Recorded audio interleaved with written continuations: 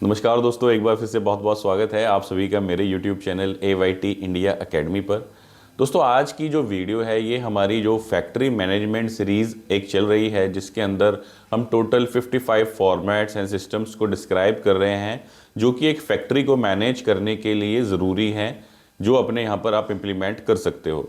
उसी सीरीज़ के अंदर ये 12वीं वीडियो है और इस वीडियो के अंदर आज हम सीखेंगे मटेरियल रिक्विजिशन और इशू स्लिप क्यों ज़रूरी है, उसका फॉर्मेट कैसा होता है, उसकी रिक्वायरमेंट क्या है, उसको भरना क्यों ज़रूरी है या उसको फॉलो करना क्यों ज़रूरी है। चलिए फिर ज़्यादा वक्त ना गवाते हुए शुरू करते हैं वीडियो को। Let's start. दोस्तों, जब मैं किसी MSME यूनिट के अंदर विज़िट करता हूँ तो जाके देखा मैंने कि भाई आपने मटेरियल क्या इशू किया, तो उनके पास कोई हिसाब किताब नहीं है। हिसाब किताब क्यों नहीं है कि कोई बंदा आ रहा है मटेरियल लेने के लिए तो उन्होंने उठा करके दे दिया, ना उससे हमने कोई रिक्वेस्ट स्लिप ली और ना ही हमने उसको कहीं नोट किया, या अगर हमने नोट किया तो सिर्फ हमने अपने पास लिख लिया। लेकिन हमें यह नहीं पता कि अगर मैं 10 दिन बाद पूछूं कि भाई मटेरियल कितना मांगा था और आपने कितना उसको दिया, तो उसी समस्या का जो समाधान है वह है material requisition and issue slip.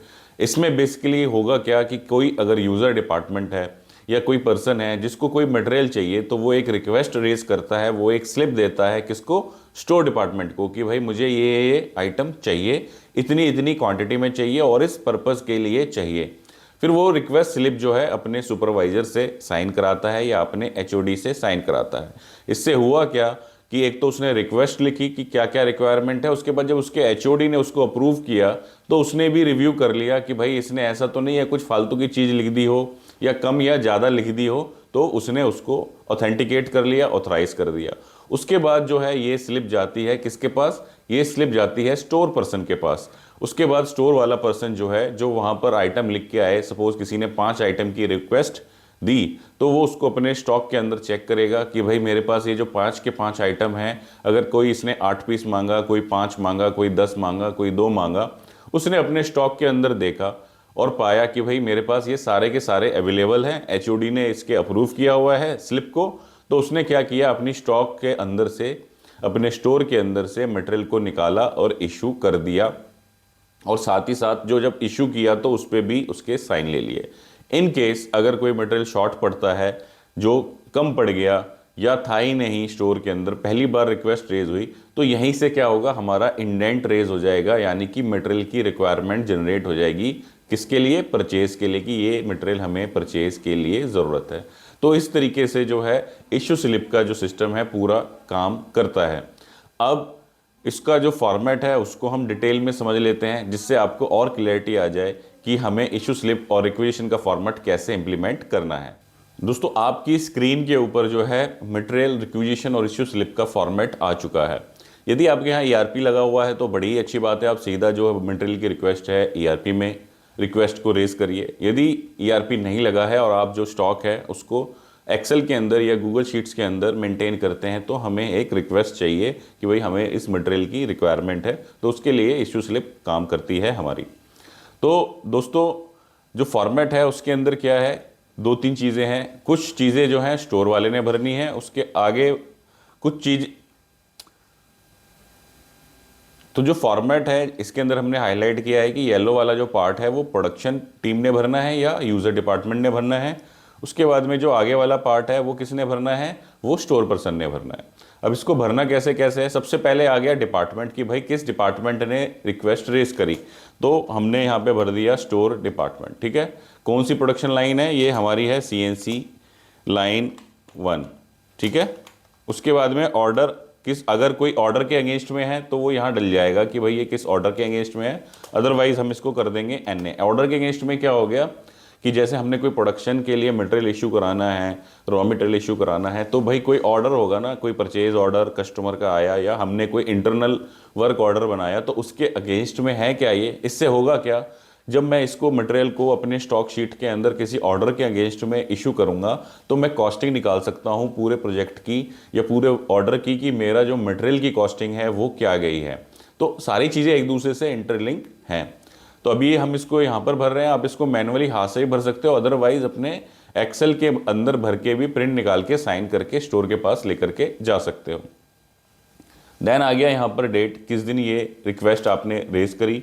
तो डेट मान लेते हैं भाई 28/8/2025। उसके बाद ये स्लिप नंबर है, स्लिप नंबर 002 कर दिया।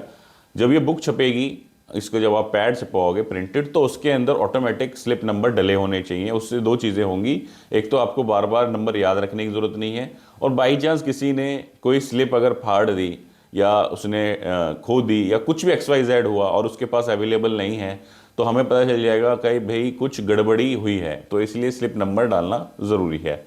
इसके बाद आ जाते हैं इनके जो पार्ट जो भरने हैं। कोई अगर आपके पास आइटम कोड अगर है उस पार्ट का, तो वो यहाँ डाल देंगे 1002, ठीक है। आइटम डिस्क्रिप्शन के अंदर क्या आइटम चाहिए, हमें चाहिए TNMG इंसर्ट, ठीक है। इसमें भी बहुत सारे साइजेस होते हैं, साइज़ मुझे अभी याद नहीं है, तो वो हमने यहाँ डाल दिया कि TNMG इंसर्ट चाहिए। एक इसको चाहिए मान लो हैंड ग्लव्स, वो इसने लिख दिया कि भाई हमें हैंड ग्लव्स की रिक्वायरमेंट है, ठीक है। तो जो जो इनको मटेरियल की रिक्वायरमेंट है वो यहाँ ये भर देंगे, और उनके आइटम कोड अगर अवेलेबल हैं हमारे पास तो डाल देंगे, नहीं है तो आइटम कोड जनरेट करने चाहिए। आइटम कोड इसलिए जनरेट करना ज़रूरी है कि यूनिकनेस आती है नंबर्स से, ठीक है। जैसे हमारा अगर नाम है भाई XYZ, कोई भी नाम हुआ, तो हमारा आधार कार्ड क्या हो गया, एक यूनिक नंबर है। ऐसे ही पैन कार्ड क्या हो गया, एक यूनिक नंबर है, मेरे अलावा किसी और का नहीं हो सकता। ऐसे ही क्या है, जब हम आइटम को कोड देते हैं तो वो उसका एक यूनिक नंबर हो जाता है। उसको आप कहीं भी लिंक करना चाहो, ट्रेस करना चाहो तो ईजी हो जाती हैं चीज़ें। उसके बाद इसने यहाँ डाला कि रिक्वायर्ड कितना चाहिए, इसको 10 पीस ये चाहिए, हैंड ग्लव्स चाहिए 5 पीस, ठीक है। रिक्वेस्ट किसने की, उसने अपना यहाँ पर नाम डाल दिया, भाई कबीर ने यहाँ पर रिक्वेस्ट डाली, ठीक है। अप्रूव किसने किया, वो यहाँ पर साइन भी कर सकते हैं, नाम भी लिख सकते हैं। तो यहाँ आकाश ने अप्रूव कर दिया कि भाई आकाश है उनका जो प्रोडक्शन सुपरवाइज़र है या HOD है, उसने ये साइन कर दिया, ठीक है। उसके बाद यहाँ पर प्रिपेयर्ड बाय में जो है किसके साइन आएंगे, कबीर के साइन आएंगे, ठीक है। और अप्रूव्ड बाय में किसके साइन आएंगे, अप्रूव्ड बाय में आकाश के साइन आएंगे यहाँ पर, ठीक है। यहाँ उसने अपने साइन कर दिए। उसके बाद में आ गया यहाँ पर जो येलो पोर्शन है वो ख़त्म हो गया। अब जो हम चलेंगे ब्लू पोर्शन की तरफ, ठीक है। ब्लू पोर्शन क्या है, ब्लू पोर्शन के अंदर स्टोर वाला अपना डेटा अपडेट करेगा कि उसने मटेरियल को इशू किया या नहीं किया, तो किया तो कितना किया, ठीक है। अब यहाँ पर आ गया, जैसे इसने 10 पीस की रिक्वेस्ट डाली, तो इसने अगर 10 के 10 दे दिए तो यहाँ पर इसने 10 डाल दिया। अगर 5 अवेलेबल है तो इसने डाला कि मेरे पास 5 अवेलेबल है, और हैंड ग्लव्स 5 थे, 5 दे दिए, ठीक है। और यहाँ पर मटेरियल इशूड बाय का क्या आ गया, नेम आ गया, ठीक है। यहाँ पर इसने मान लेते हैं हम, इसका नाम है अजलान, ठीक है। उसने अपना यहाँ पर नाम डाल दिया, ठीक है। मटेरियल रिसीव्ड बाय, किसने रिसीव करेगा, भाई जो यूज़र है वही रिसीव करेगा, ठीक है। मैं अभी इसको आपको कंप्यूटर से भर के दिखा रहा हूँ, ये चीज़ें क्या होंगी, हैंड रिटर्न चलेंगी, ठीक है। रिटर्न क्वांटिटी, अब क्या हुआ कि भाई इश्यू किया मैंने 5 पीस। अब गड़बड़ी क्या होती है, ये 10 की रिक्वेस्ट लेने तो आ गया, लेकिन इसको मैंने पहले भी मटेरियल दिया होगा, और कुछ सामान ऐसे होते हैं जो चोरी हो जाते हैं, ठीक है। पता चला यहाँ से नया मटेरियल दिया, कहीं और बाहर बेच दिया, और फिर से नया मटेरियल ले लिया। तो उस केस में क्या करना है, आपको पुराना मटेरियल वापस लेना है। अगर ये 10 इंसर्ट लेने आया है तो हमने वापस इससे क्या करना है, 10 इंसर्ट वापस लेने हैं, ठीक है। तो इसने 10 वापस कर दिए। ऐसे हैंड ग्लव्स अगर आप, क्योंकि इधर उधर फेंकेगा वरना हैंड ग्लव्स को, या उसका मिसयूज़ करेगा, तो इसलिए आपने वापस करने हैं, लेने हैं हैंड ग्लव्स भी। तो आपने यहाँ पे वापस ले लिए। अब इसमें यहाँ रिमार्क्स में डाल दोगे आप कि भाई मेरे पास इसकी शॉर्ट क्वांटिटी है 5 पीस की, और इसका जो है आप एक इंडेंट रेज करोगे, इंडेंट टू बी रेज्ड, कि इसका मुझे इंडेंट रेज करना है, ठीक है। तो इससे आपको क्या हो गया, याद रहेगा कि भाई ये शॉर्ट क्वांटिटी थी, प्लस जो रिसीवर है जब इस पर साइन करेगा उसको पता चलेगा मुझे शॉर्ट क्वांटिटी मिली थी, ठीक है। अब बात आ गई एंट्री डन इन IMS, इस पर भी बात करेंगे। पहले यहाँ पे हम साइन की बात कर लेते हैं। तो यहाँ पे जो है स्टोर वाले के साइन आ जाएंगे, ठीक है। और ये जो स्लिप बनेगी ये बनेगी डुप्लीकेट में। जो ओरिजिनल है क्या होगा, एक कॉपी जो है ओरिजिनल जो पूरी भर गई वो किसके पास जमा हो गई, स्टोर वाले के पास, और जो उसकी कार्बन कॉपी है वो यूज़र के पास भी रहेगी। कल को अगर कुछ चेक करना है तो चेक किया जा सके, ठीक है। तो यहाँ पर क्या हुआ, एंट्री डन इन आईएमएस का मतलब है कि आपने इसकी स्टॉक शीट में एंट्री कर दी या नहीं करी। ठीक है, अब होता क्या है, स्लिपें तो भरे भरे भरे जा रहे हैं हम, लेकिन हम उसको स्टॉक शीट के अंदर ही अपडेट करना भूल गए। उससे क्या होगा, हमारा स्टॉक जो है गड़बड़ा जाएगा। ठीक है, तो जब हम इसकी एंट्री करने बैठेंगे, अब एक तो तरीका है जब मटेरियल मैं दे रहा हूँ साथ के साथ एंट्री कर दूँ, लेकिन एक ये तरीका है कि मिनट मिनट में या थोड़ी थोड़ी देर में आ रहे हैं तो 10 स्लिप इकट्ठी हो गई, तो एक साथ मैंने 12 बजे का एक टाइम सेट किया। 12 बजे मैं मॉर्निंग की सारी स्लिप एंट्री करूंगा और 5 बजे शाम की स्लिप सारी एंट्री कर दूंगा। तो जब मैं एंट्री करूंगा तो यहाँ पे मैं टिक मार दूंगा कि भाई मैंने ये एंट्री कर दी है, जिससे कि मेरे को याद रहे कि ये एंट्री हो चुकी है। और यहाँ पर उसका एंट्री नंबर भी आप डालना चाहो तो उसका एंट्री नंबर डाल सकते हो। तो इस तरीके से जो है ये पूरा का पूरा सिस्टम काम करता है, मटेरियल रिक्विजिशन से लेकर के इश्यू स्लिप। इससे आपका ये होगा कि आपका जो पुराना मटेरियल है, जो चोरी हो सकता है, मिसयूज हो सकता है, वो वापस आ गया, मटेरियल की रिक्वेस्ट प्रॉपरली चली गई, स्टोर वाले ने भी मटेरियल को सही तरीके से इशू किया और स्टॉक के अंदर अपनी एंट्री कर ली। जैसे आपने ये फॉर्मेट देखा, इसी तरीके से हमने टोटल 55 फॉर्मेट कह सकते हैं या 55 सिस्टम, क्योंकि एक सिस्टम में 2 से 3 फॉर्मेट भी हो सकते हैं, वो हमने तैयार कर रखे हैं। और ये मास्टर चेकलिस्ट पूरी की पूरी मेरी तैयार है। अब आपको कोई भी यहाँ पे फॉर्मेट खोलना है, जैसे मेरे को सेल का प्रोडक्ट मास्टर लिस्ट खोलनी है, तो हमने यहाँ पे गए तो मेरी प्रोडक्ट मास्टर लिस्ट खुल के मेरे सामने आ जाएगी। तो सारा का सारा क्या है, आपस में लिंकेज है। तो ये 55 फॉर्मेट जो कोर्स है हमारा, उसके अंदर हमने हर डिपार्टमेंट के डॉक्यूमेंट्स को कवर किया हुआ है, जो मोस्टली आपको इनिशियल स्टेज पे स्टार्ट करने चाहिए। वो होता क्या है कि हम सीधा हवाई जहाज बनाने की बात करते हैं, हम छोटी मोटी बात करते ही नहीं। तो उसमें क्या होता है, वो ना हवाई जहाज बन पाता है, मतलब ना इतना तगड़ा सिस्टम बन पाता है, और ना हम जो बेसिक सिस्टम है जिससे कि हमारी रिक्वायरमेंट पूरी होती है इनिशियल स्टेज पे, वो पूरी हो पाती है। तो इसके अंदर हमने जैसे क्या क्या कवर किया है, सेल्स के अंदर इंक्वायरी मैनेजमेंट, पीपीसी के अंदर master list of product, PPC के अंदर शेड्यूल वाली सप्लाई शीट, उसके बाद परचेज के अंदर अप्रूव्ड वेंडर लिस्ट, परचेज के अंदर material indent PO tracker, security के अंदर gate inward outward register, security में employee gate pass, then store के अंदर स्टॉक रजिस्टर या जो मेरी आईएमएस स्टॉक शीट है, उसके बाद जॉब वर्क और रिटर्नेबल गेट पास का ट्रैकर और रजिस्टर, उसके बाद मटेरियल रिक्विजिशन स्लिप, उसके बाद फिजिकल वर्सेस स्टॉक ऑडिट, उसके बाद non moving item inventory list. Tool maintenance के अंदर हमने डाला है इसके अंदर tool die master, tool maintenance register, tool PM plan, tool die history card, daily and hourly production sheet डाली है प्रोडक्शन में, डीपीआर डाली है प्रोडक्शन के अंदर, रिवर्क रिजेक्शन रिकॉर्ड डाला है प्रोडक्शन में, tool die list, tool history card. उसके बाद में अगर आए तो मशीन की चेक शीट जो होती है, क्लिट शीट, वो हमने यहाँ पर डाली है।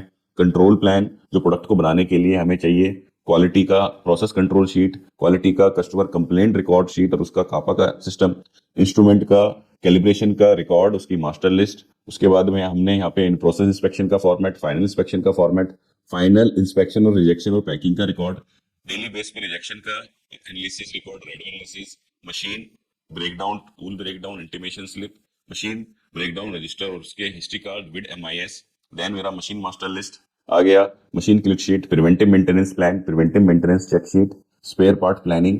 उसके बाद एचआर में बात करें तो employee master, attendance, MIS and payroll, JD job descriptions, उसके बाद डेली वर्क मैनेजमेंट, उसके बाद induction training program, skill matrix, training plan and record, 5S से रिलेटेड जितने भी डॉक्यूमेंट्स होते हैं, जो वो 5S का जोन लीडर हो, 5S की ऑडिट चेक शीट हो, 5S की पीपीटी हो, वो सारी चीजें। फिर उसके बाद आ गया फायर फाइटिंग सिस्टम जो होता है हमारे प्लांट के अंदर, उसका ऑडिट का सिस्टम, उसका रिव्यू का system, dispatch register, daily cell register, accounts के अंदर डेली एक्सपेंस, परचेज और पेटी कैश एंट्री, जिससे कि आप एक्सपेंस की एमआईएस निकाल पाओ, daily MIS record, new product development sheet और उसके बाद हमने डाली है प्रोडक्ट कॉस्टिंग शीट। तो इस तरीके से इसमें total 55 plus formats and systems हैं। अब इसके मैं सारी वीडियोस बना रहा हूँ, जो धीरे धीरे आपने मेरे यूट्यूब चैनल पे आपको दिख भी रही होंगी। तो एक तरीका है आप वहां से देख करके सारा बना लो, ठीक है। दूसरा तरीका क्या है कि हमने इसका एक कोर्स बना दिया है 55 Excel format and system to run a company के नाम से एक कोर्स आपको मिलेगा, जिसका लिंक आपको डिस्क्रिप्शन में दिख रहा होगा, नीचे भी दिखाई दे रहा है, या फिर आप हमारी जो वेबसाइट है www.learn.aytindia.com पर भी जा सकते हो। यहाँ पर आप जाओगे तो आपको इस तरीके से आपको कोर्स हमारा दिखाई देगा, 55 Excel formats and systems to run a manufacturing plant, जिसके अंदर आपको जितने भी डिपार्टमेंट हमारे होते हैं, चाहे वो मेरा सेल्स डिपार्टमेंट है, पीपीसी है, परचेज है, प्रोडक्शन है, quality, store, tool maintenance, machine maintenance, HR, admin, accounts, MIS, सारे के सारे जो डिपार्टमेंट्स के अंदर होने वाले फॉर्मेट सिस्टम्स हैं वो आपको मिल जाएंगे, ठीक है। इसके अंदर हमने क्या किया है, मोर देन लगभग हमने 60 से लेके 70 तक टोटल ट्रेनिंग कंटेंट अगर मैं बात करूं, जिसके अंदर फॉर्मेट्स भी हैं, जिसके अंदर वीडियोस भी हैं,